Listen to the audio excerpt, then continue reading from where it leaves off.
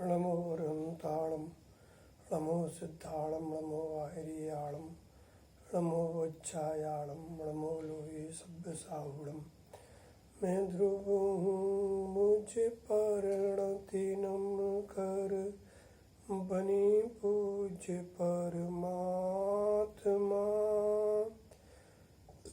उसने सारे जग को बताया परम पूज्य ध्रुव आत्मा।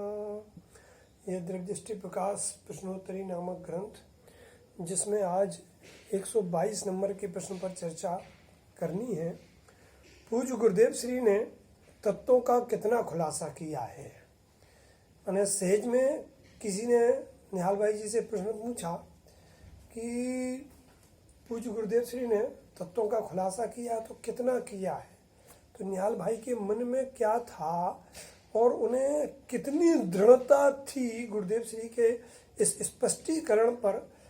क्योंकि इसके पहले भी विद्वान हुए हैं, ज्ञानी हुए हैं, धर्मात्मा तो हुए हैं, लेकिन जितना अधिक खुलासा हर पहलू से, हर विवक्षा से पूज्य गुरुदेव श्री ने किया है, इतना खुलासा शायद किसी ने इतने लंबे टाइम तक, मैंने 45 वर्षों तक लगातार किया हो।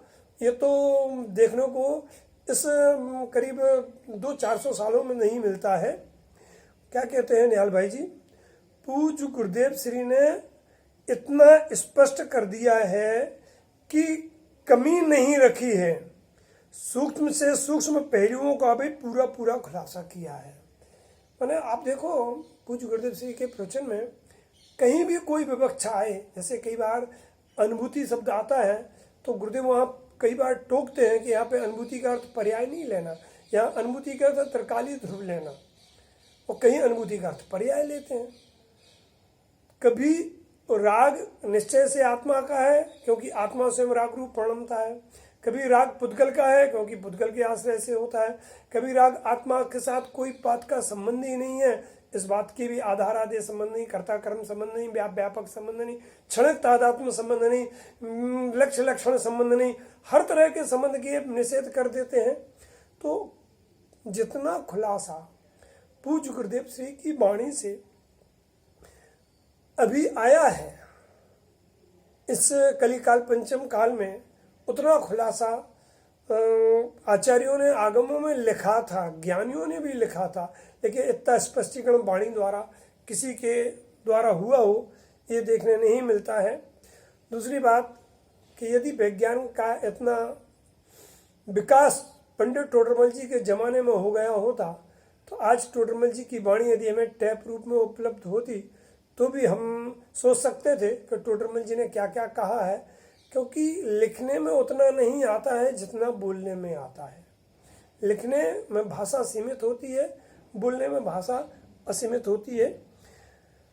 आज 123 नंबर के प्रश्न की चर्चा और करनी है, क्योंकि हमने आपसे वादा किया था कि कल 2 प्रश्न लेंगे। 23 नंबर का प्रश्न है, पुरुषार्थ करना यह कहने का आपका क्या आशय है।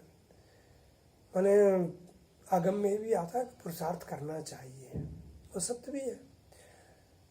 लौकिक में पूज्य गुरुदेव श्री ये कहते थे कि पैसा पुण्य के उदय निमित्त संबंध अपेक्षा से कि पुण्य के उदय से आता है, लेकिन जीव ये पुण्य के उदय से पैसा आता है ये मान के घर नहीं बैठ जाता है।